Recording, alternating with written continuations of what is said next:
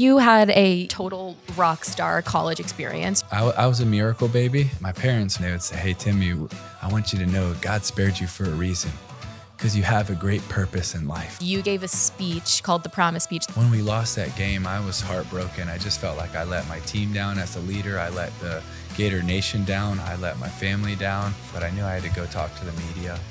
I believe the worst thing is doing nothing and then living with regret of what if. And sometimes succeed and sometimes fail, but at least you could leave and say, you know what, I gave it a really good effort.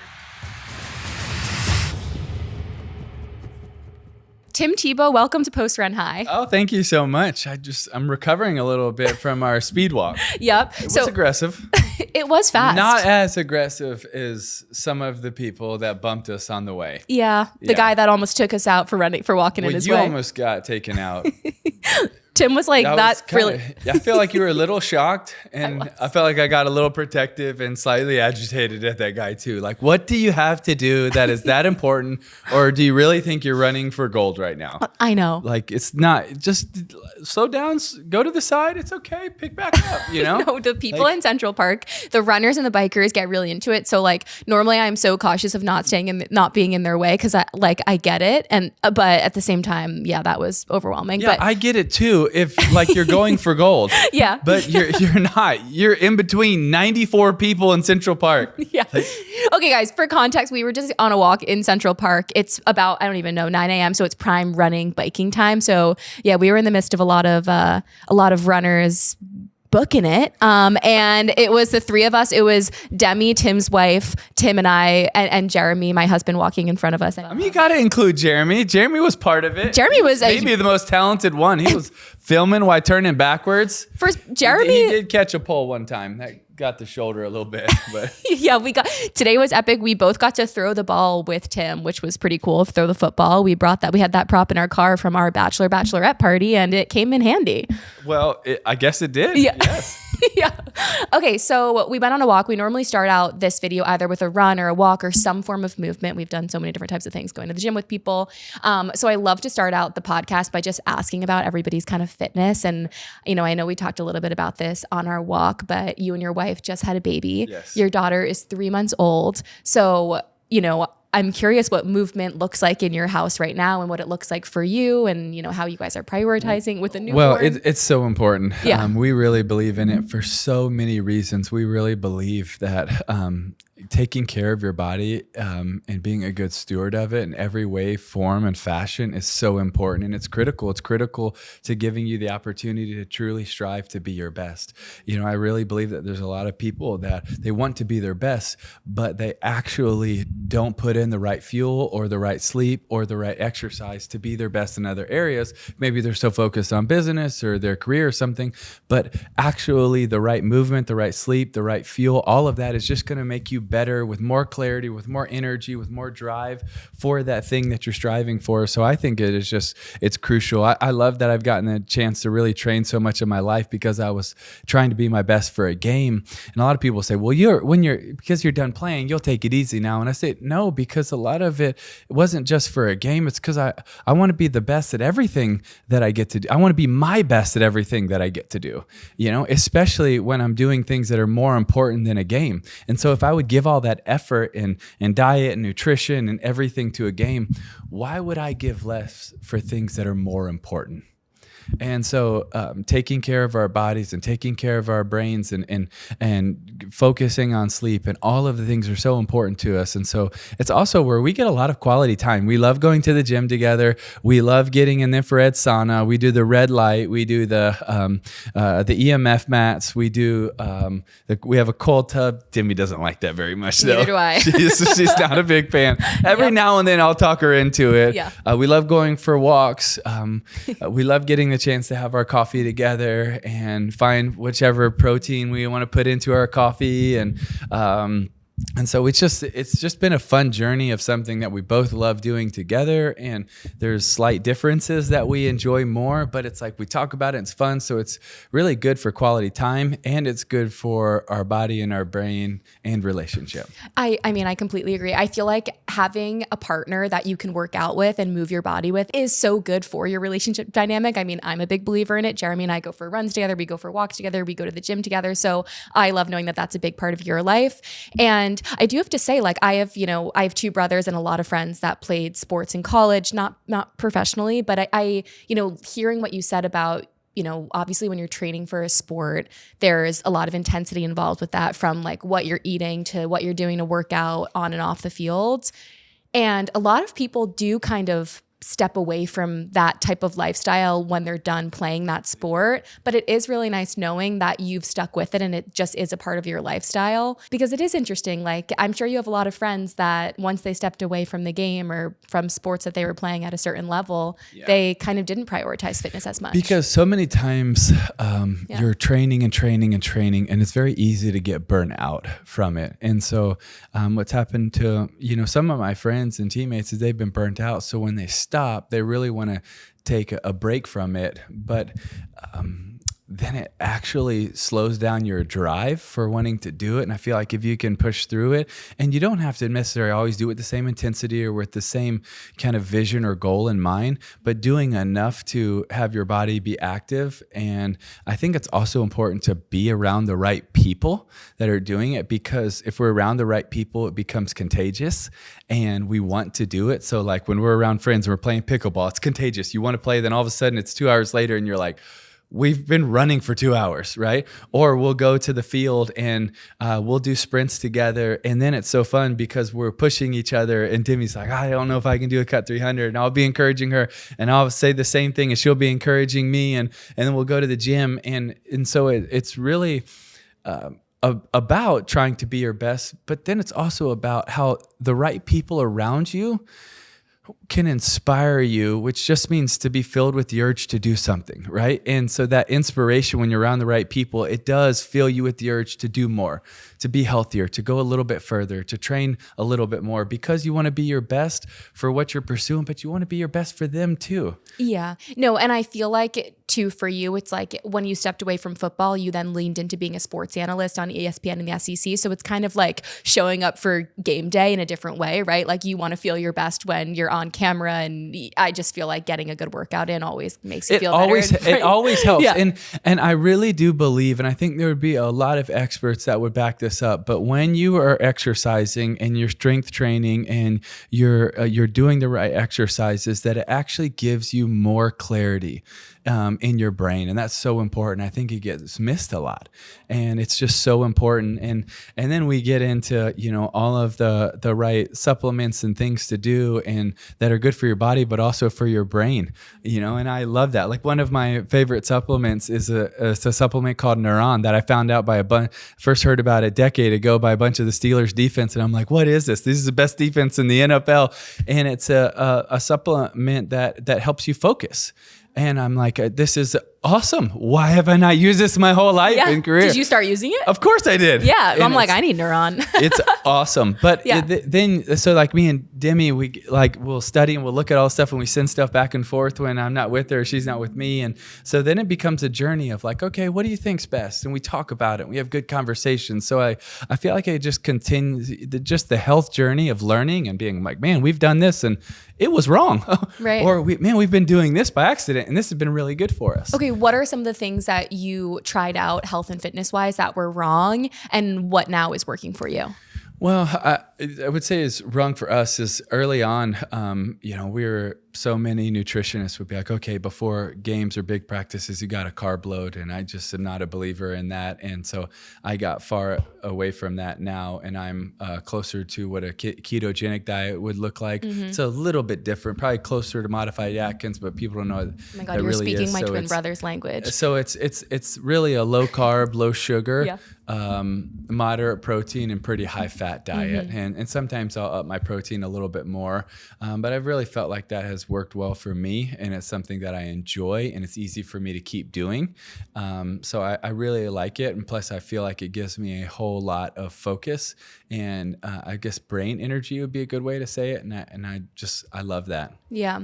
When you stepped away from football, what were you most excited to kind of turn down with the fitness? You know, because obviously it's an adjustment. It's like you're not doing the same workouts that you were doing, I'm sure, when you were training, which were, or are honestly, you? Sometimes I still did a lot of it. And sometimes I got to remind myself, I'm like, and almost my subconscious, like I'm not having to train to go compete. I don't have to do this, 3 rep max today. I don't have to do it. Man, I'm a little run down. I've been flying. I've been traveling.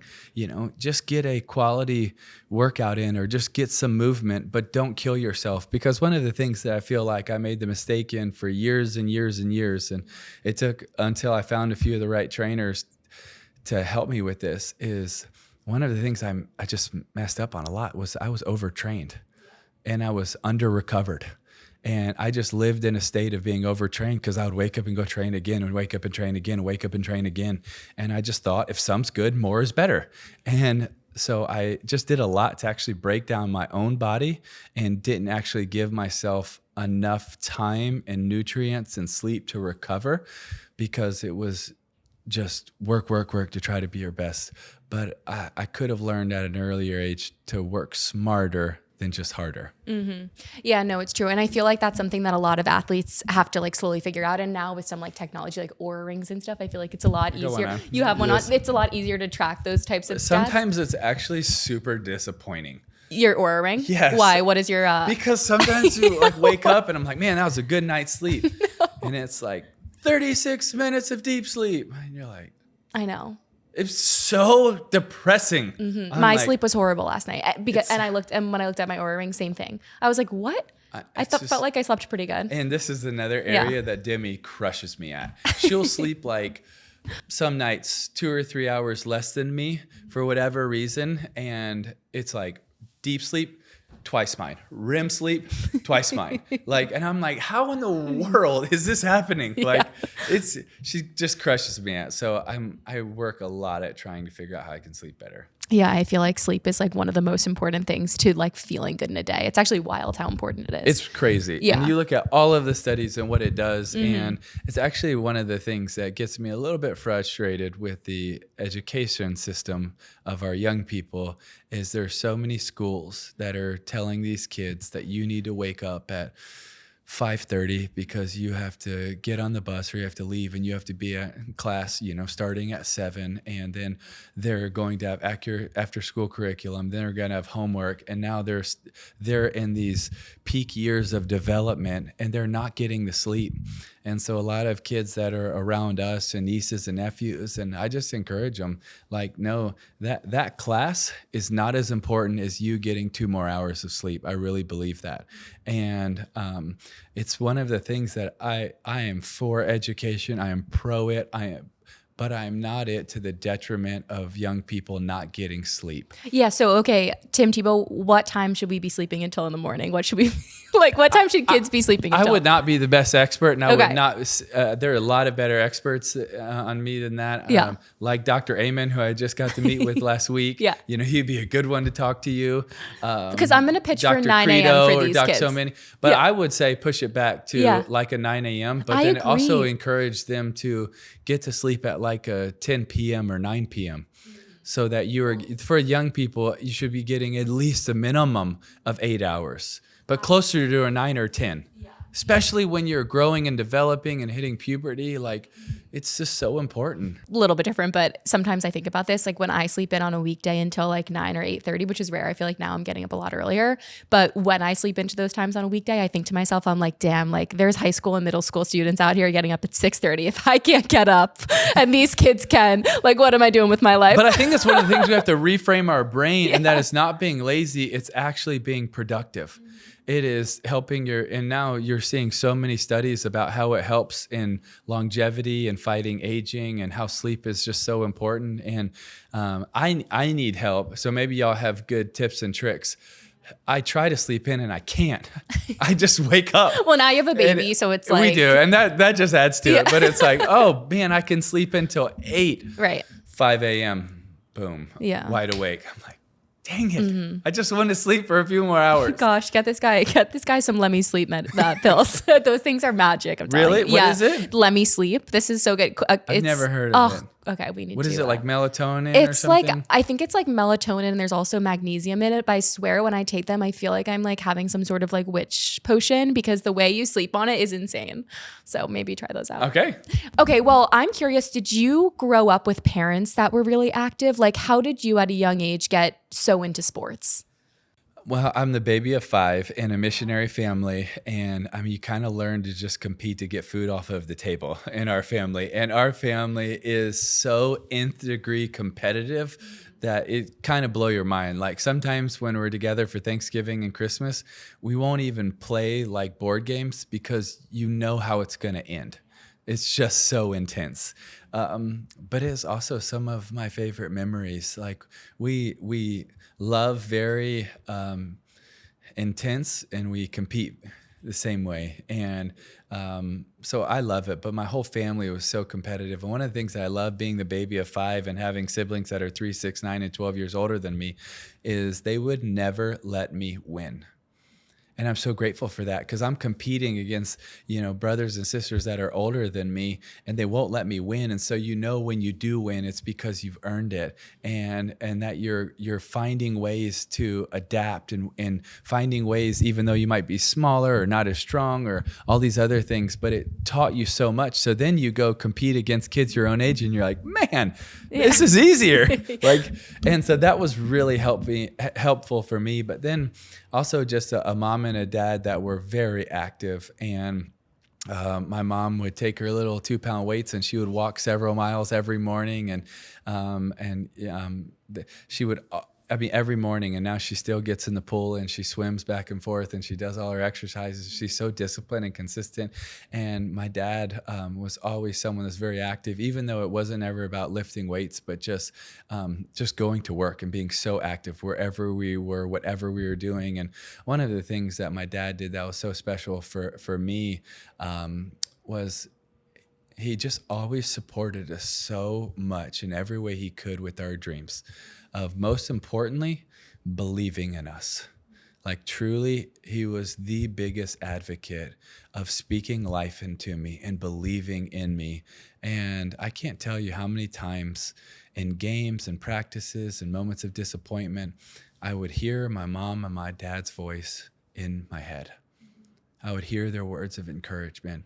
I would hear the songs they sang. I would hear the prayers they prayed. I would hear the words of belief in my head. And what were some of those things that they would be saying to you in your head? Like, what were the things replaying for you? I was a miracle baby, and the doctors wanted to abort me.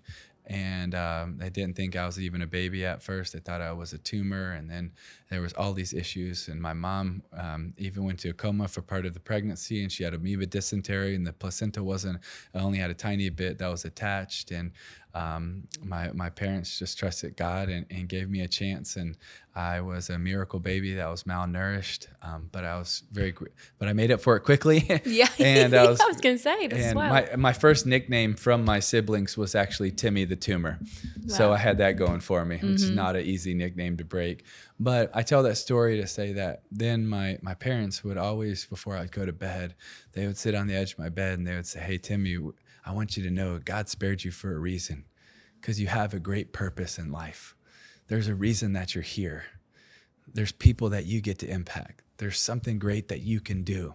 God's given you abilities. Will you use it? But then will you use it to help people? And over and over and over and over and over. And you know what happens when you hear something over and over and over again? You start to believe it.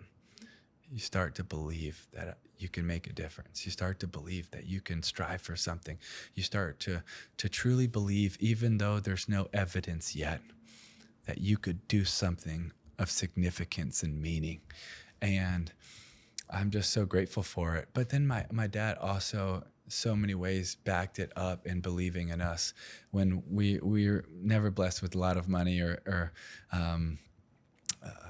my parents just gave everything to be able to help those that could never do anything for them.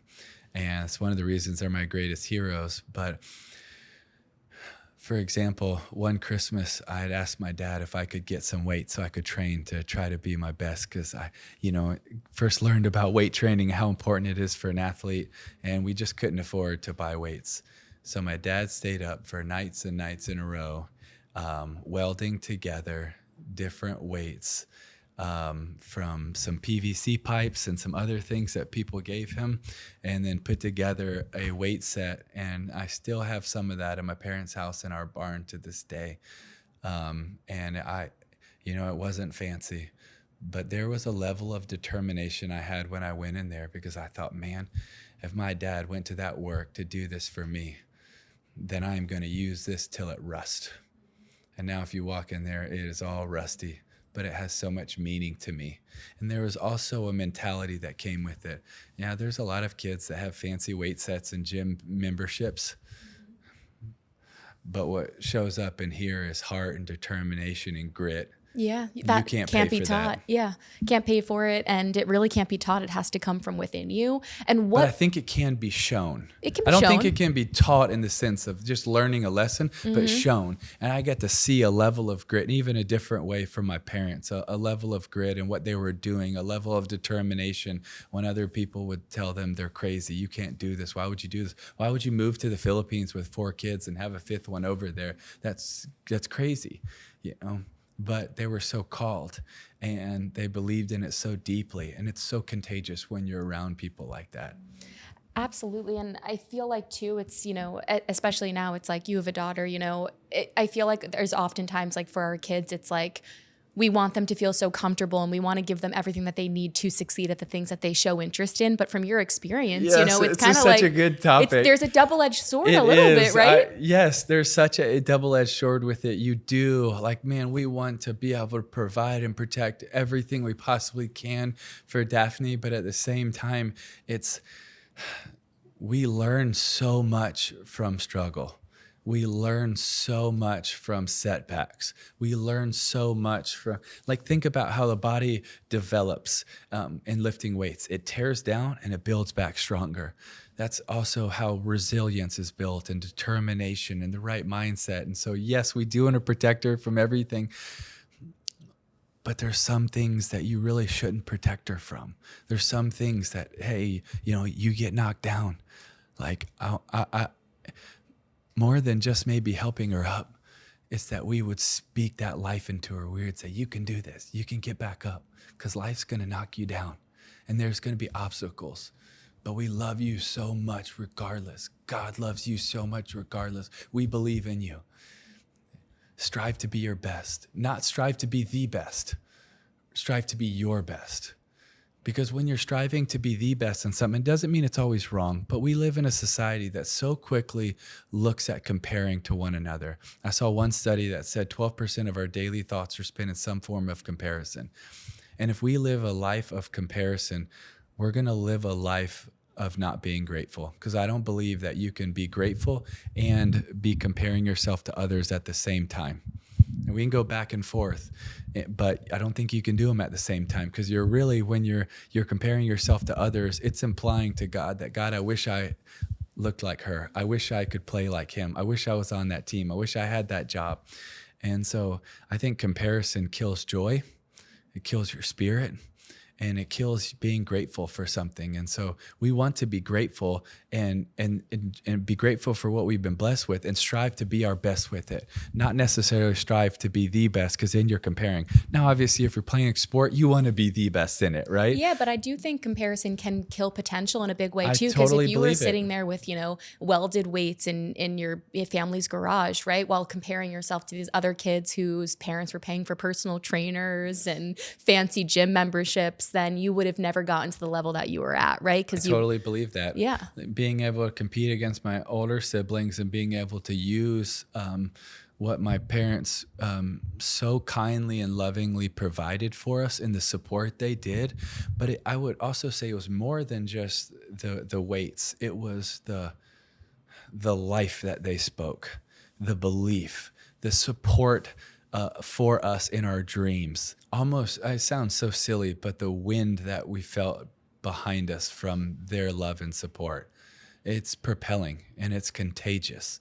And because you know how much they love you, you really believe that I can endure more. Like I can keep going. I can pursue. I can fall down and I can get up. And I know they're going to love me the same, but I want to honor them. And I want to honor God, and I want to honor the people that have supported me along the way. And sometimes the greatest voice that was in my head or my heart was the one that was saying, I just don't want to let them down. I don't want to let my loved ones down. I don't want to let my teammates down. And I actually believe most of the time that voice is stronger than the one that says, I want this championship. I want this. And I really think if you talk to a lot of people that are in lines of service or places of the military, so many times you'll hear from them. And I have some friends that have served in some of the hardest places around the world. And they'll say, man, one of the greatest driving forces was my brother or sister beside me, and you're doing it for them. And I feel like many times that is a stronger, compelling desire to support them than it's when this is just for me. And if you're doing it just for you and you don't feel like it, guess what? You ain't going to do it. Well, that's the beauty of growing up with 5 siblings and then also falling in love with team sports, right? Is you kind of naturally have that mentality. And that's why in the workforce, I think hiring people that played team sports is such a good hire. We love it. We do it all the time. Yeah. Like it's so important. Like, do you understand what a team looks like? Right. Do you understand the difference between an I and a we and, and me and a team? And it's important that you represent the name on the back of your jersey, but it's just as important that you represent the name on the front of your jersey. And it's so easy for so many teams to put on the same jersey, but it doesn't really make them a team. What makes a great team is when you have the same vision, the same dream, the same mindset, and you're all willing to suffer for it together. And now there's a bond that's created. And I really believe most of the time, those are the special teams. Not just putting on the same jersey, having the same dream, the same mission, the same vision, and we're all chasing for that. We all come from different walks of life, different backgrounds, different beliefs, different cultures, different communities, but it's like, no, we're coming together for this. That's why I also believe that if you look at the great teams, it's a great example of what our society should do more of actually coming together with so many different walks of life and backgrounds and beliefs. But man, we come together with that vision and we're all united for that. Yeah, united purpose is so, it's so important and it's transformative. And it makes me think you had a really famous speech. It's not longer than 30 seconds, right? But it's the promise speech that you gave after, was it you guys were playing, was it Oklahoma State University? Old Miss. Okay, yes. Sorry. And you gave a speech called the Promise Speech that got a lot of recognition. And it actually united your team in a really big way, right? Well, I don't know if it united. I think, but I was watching a little documentary where one of your teammates said it really inspired him. And I don't know. So tell us the story behind the Promise Speech. Well, it's my junior year of college, and we fell short at home against Ole Miss, and we had just a great team. And I really believe that as a leader, it is so important that you don't just lead by inspiring, but you also lead with humility. And you're the first one to say, I was wrong. And you're not the one that always says, I have all the answers. So many times we think that the leader always has to have the answers, and I disagree. I think the leader needs to be one that helps find the right answers, but doesn't mean they always have to have them. And when we lost that game, I was heartbroken. I just felt like I let my team down as a leader. I let the Gator Nation down. I let my family down. And I sat in my locker for a long time, but I knew I had to go talk to the media. And I just didn't want it to be the status quo. But I also truly believe in my heart I did something wrong. I was just not the leader, the ambassador for my family, for the team, for Gator Nation that I should have been. And so I went in there and answered some questions, but I knew I had to share this from my heart. And so I started by saying, I'm sorry. I'm extremely sorry. I started with an apology because I believe that when you do something wrong, what you should do is apologize. And that does not mean you say, I apologize. It means you say, I'm sorry. And so I said it twice because I wanted that to be clear, that I am sorry. And then a lot of people will say, man, it's so cool because you promised that y'all were never going to lose and you were going to win the national championship and all this. And they don't actually listen. I never said. Because you guys had a winning streak at the time. That was what you were defending. Right? We did. And then we went on to win the rest of the games and win the national championship. But I didn't promise anything that I didn't believe that we could guarantee. I didn't promise we would win all of our games. I didn't promise we would win the national championship, even though that's a lot of people took it. What I tried to promise was that we were going to be the hardest working team and I was going to be the hardest working player the rest of this year. And because I believe that was something that we could control. You get to control every day your attitude, your effort, and your focus. And we were going to be a team that controlled that at such a high level to such a high extent that we were going to be a team that embraced the grind, that we lived on the edge, that we weren't showing up and subdued. We were going to show up and it was going to be extreme. And the next day, a bunch of the leaders called a meeting together and we talked and hashed a lot of things out. We went out and practiced and it was an extremely intense, violent practice. And after that practice, I think if you ask a lot of players on the team, they would probably say, I think we'll win the championship. And it really wasn't because of, we had amazing coaches, but it really wasn't because of that. But it was the ownership that the players took of, no, we own this. It's our fault. But watch now the attitude, the effort, and the focus. And I think it was also cool to see how so many players adapted and grew and learned. And I think that's one of the things that is really hard is when you're really good to go from really good to great. Yeah. And what was that like for you? Like, after committing to that so publicly, right? I'm sure there's a lot of pressure all of a sudden on your back to then live up to that expectation. Well, it gets hyped and praised now and they have it like as plaques in the stadium. But there's a lot of people at the time that they didn't like it. I remember I go and I put my hoodie on and I go and get in an elevator like literally 15 minutes after the interview. And at the last second, a bunch of reporters walk in and I have my hoodie because I, really don't want to talk to them. And they walk in and they close the elevator and we're going up and I'm going to watch some film. And they're like, man, can you believe Tebow? Gosh, it's kind of crazy what he said, huh? And kind of all like this. It was not how they kind of refer to it now. Yeah. And so it's interesting. Sometimes, and we were talking about this earlier, sometimes when you try to stand for something, they might not understand it or agree with it or even criticize you in the moment. But it's not about letting them speak into you. It is about living by that conviction. And I was convicted that I needed to apologize. And then apologize to my teammates and apologize to Gator Nation. And then not just say that, but go show how it's going to be different. And that's what we went on the journey of doing as a team, of showing how it was going to be different. And if you looked at the way we played the rest of the year, it wasn't always because we were just better than everybody else, although I do believe we were a really good team. It was also because there was a level of grit, toughness, endurance that we were one of the best teams for a long time in the fourth quarter. Like we were losing in the SEC championship in the fourth quarter, but there was a mental toughness. We were tied in the national championship in the fourth quarter. And, there was this different level of grit, of going back to that attitude, that effort and that focus. And that was a team that was so special in all the areas because I think, yes, the physical talent and the coaches and the scheme and all of it, but then I think the mental toughness was one of my favorite parts about that special team. Yeah, and the heart that goes into kind of showing up and playing.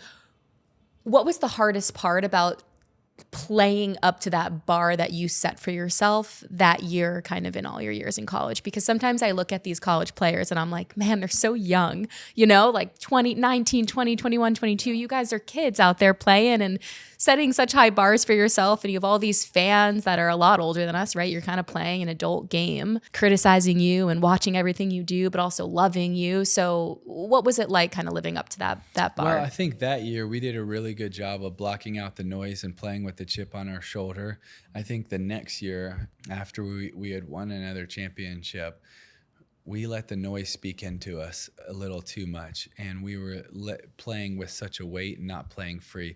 But when we were playing our best, what was special about it, and one of the mentalities I tried to focus on was, like, let's say I'm walking out of the tunnel I'm not looking around at the crowd, although I love feeding off of it. I'm not thinking about the hype of the game. I'm not thinking about what our rankings are, what this game means. What I'm thinking about is to focus on the smallest common denominator I possibly can. So when I run out of the tunnel, I literally run from the tunnel to the 30-yard line. I do 3 jumps. I run from the 30-yard line to the goal line 3 times. I do 3 passes. I do. Is that a superstition? 3s? No, it's just I just wanted to get warmed up to feel my best, and then I would do 3 snaps, and then I would go through our first 15 plays, and I would do the things that I'd done over and over and over again. I would just try to do them better and better and better and better and better, because I think one of the things that happens when you let pressure gets to it is you stop and you look and you smell the roses and you look at the hype. But why do that? Hey, no, just focus. This is who we're going against. This is what we need to do. This is how we have to attack them. This is how we have to rally people together. We're not looking at the environment. We're not looking at the moment. We're looking at the opponent. And we're keeping our eyes fixed. And we focus on that and focus on the task at hand. And that's when I believe that we were our best, is that there was an edge to that, to the task at hand. And I feel like there's too many times I know when I fall in short in areas that you just look at it and you think, oh, what's going to happen? Why let your brain go there? Oh, what will they say? Why let your brain go there? Oh, well, what if? Why let your brain go there? You can't control it. Why are you worrying about it? It just creates anxiety, and that's going to slow you down. It's going to weight you down. It's going to make your heart pump a little bit faster. No, just focus on the same game you've been playing for so many years. Focus on the task at hand. What do you need to do? Because you've done it 1,000 times. Just do it one more and do it a little bit better. It also seems like when you're playing at that level and you have so many fans in the stadium kind of watching you guys, obviously you're like, there's noise, they're getting hyped up, they're excited. You have to be really good at compartmentalizing. Yes, I think compartmentalizing is so important in sports, but I also think it's really important in life. I think it is so important that you're able to go from a meeting to a meeting to a meeting, that you're, especially if you're in a place of leadership, that you can adjust, that you can be able to, maybe there's a big burden that you're carrying it, but you don't need to place it on everybody. So I got to compartmentalize that burden. I got to hold it over here because I don't need to place it on the whole team. And then I got to go be with them and do all of this, but then I can go back and start to work on this thing. I think it's just so important. We see it as a parent, right? You don't want to, times I don't want to place a burden on Demi of something that maybe I'm going through. We both won't want to do that for Daphne. It's just as a family, when you're going through things as a family, when loved ones are getting sick and they're fighting through things, you don't want to place a burden. And so I think compartmentalizing is just so important. And sometimes it's talked about even as a bad thing. And I think sometimes there's times that we compartmentalize too much and we don't share. And, sometimes you hold on to something and that's not always healthy. But I really believe it can be a worked on skill set that can really help you in a lot of areas of life. Your dad was a pastor, right? Yeah, pastor, missionary. Missionary? Yeah. So were your parents like sports fans, or did they become sports fans because of you? No, my parents were totally sports fans. Okay. Like when I was born, I started bleeding orange and blue. Okay. My parents' first date was the Florida-Georgia game. And it was my grandfather's dream to see Florida win an SEC championship. So they were big sports fans. So they were just probably bigger Jesus fans. Bigger Jesus fans. Yeah. So they were probably so excited when they saw their son at Florida just crushing it. Yeah, they so loved it. But honestly, one of the things that was so special, even though they were diehard Florida fans, when it came to me being recruited and figuring out where I was going to go play football, they never one time spoken to it to try to influence me. Never one time. If anything, they did the opposite, which really frustrated me, is because they would just always say over and over and over again, we love you and we trust you. And we trust whatever decision you want to make. We love you and we trust you and we're going to trust whatever decision you want to make. And I'm like, no, I want your input. But they just did not want to sway me. They wanted it to be my decision and they were going to support me. But they didn't want me to choose Florida because they were Gator fans. That doesn't mean that it's right for me. And honestly, I didn't choose Florida because I was a Gator fan. Honestly, I know it's hard for people to believe, but it had absolutely nothing to do. Like Coach Meyer came in my senior year of high school to Florida, and before that, they weren't in the top 50. And And he really changed that because he came in, and Mickey and Mullen and Marati and all these coaches, and it changed the coaching staff. And it was about the people. And then it was just a blessing that it was also a school that I happen to love so much. And that made the decision right for me, and the style of offense and all of that played into it. But my parents were just so, I think, helpful, but at the same time, never pushy. All right, I want to fast forward a little bit because you went from having this rock star college career to playing in the NFL for a few years, and then you made the decision to leave the NFL and go into becoming a sports analyst for ESPN and the SEC, which I think is so awesome, expressing your love for the sport in a different way. But was the decision to officially leave football, do a little bit of a baseball career, Yes. What was the decision like to go from I don't football know if to it was baseball? just to leave it. I sort of got cut a bunch of times too, so I had that going for me. So it's sort of like a forced leave to a certain extent. Okay. But I was so fortunate that I got to instantly be an analyst at ESPN and for SEC Nation and SEC Network. And then I got to also at the same time pursue baseball, which I loved, and just gotten to do so many things. And one of the things that I just really believe in is that when you feel a pricking of your heart and a passion for something, I don't believe the worst thing is striving and failing. I believe the worst thing is doing nothing and then living with regret of what if. And so I've really tried in a lot of areas and fallen short many times, but tried in a lot of areas to pursue it and sometimes succeed and sometimes fail. But at least you could leave and say, you know what, I gave it a really good effort. You know, we talked a little bit about purpose earlier and how your parents at a young age were saying, like, there's a reason you're here, you have a purpose. How would you say your purpose changed over the years? Like, are there kind of chapters that you can pinpoint and be like, this was my purpose then, this is it now? And, what is that? I think it really started when I was 15 and I met a boy in the jungles of the Philippines on a mission trip who was born with his feet on backwards. And because of that, he was treated and viewed as less than, insignificant, and cursed. And they literally treated him as equal to the trash. And I just fell in love with that boy, and I knew that he wasn't a throwaway to God. And I really felt like God was pricking my heart saying, yeah, but what are you going to do about it? I don't want you to just feel something for him. What are you going to do about it? And I knew that I loved sports, that I loved winning, and I hated losing even more. And I was pursuing, the game and trying to win and championships and MVPs and all of this. But it was hard to verbalize at the time, but I guess to say what I was feeling was almost like God pricking my heart saying, you're chasing MVPs, the most valuable player. I have a more important MVP for you to chase, and it's the most vulnerable people. But which one will you care about more?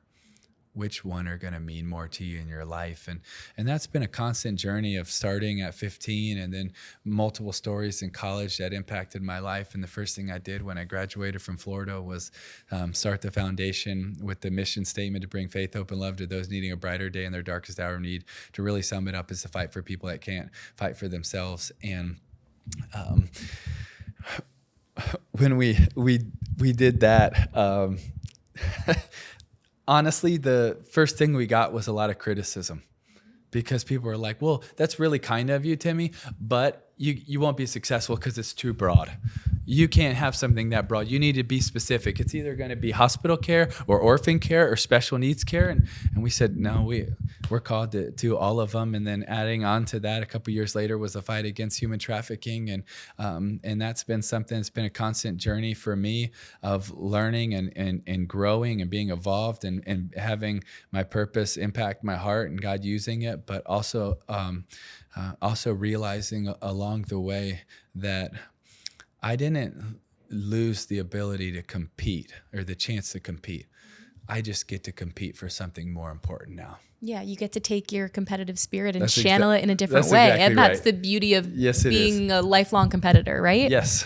And now so many of those traits that were built and learned in sports now get to be applied to something more important. Yeah, the world needs more people with that athlete mentality. Well, let's talk about your new book. It's called Look Again. It comes out literally today, right? It's launching today. So I feel honored to be sitting down with you. Thank you. This is, how many books have you written? This is your fourth book or no? A couple more than that, but it's all good. Yeah.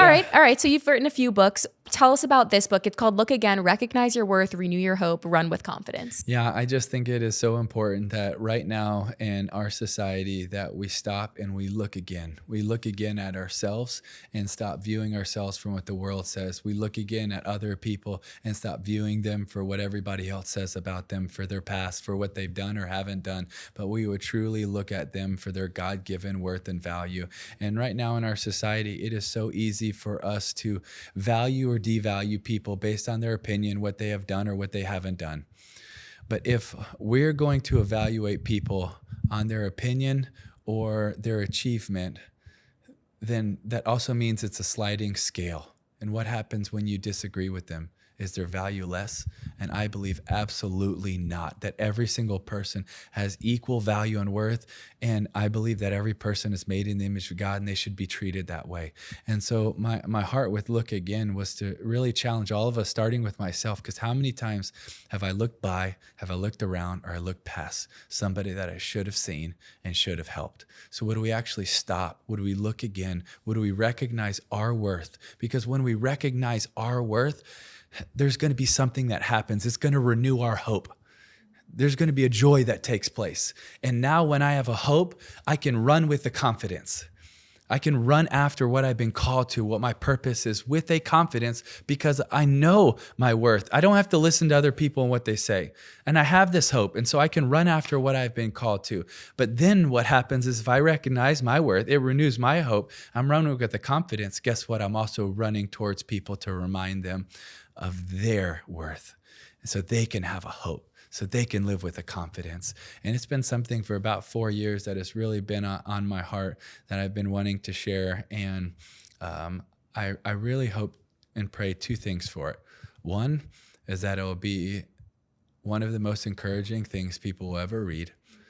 And the second will be that it will be one of the most challenging things that people will ever read. That when you start actually knowing your own worth, and then you see somebody else doubting theirs or hurting or being treated as less than, then it's going to challenge you to do something about it, to go serve, uplift, and care for somebody so that they would know theirs.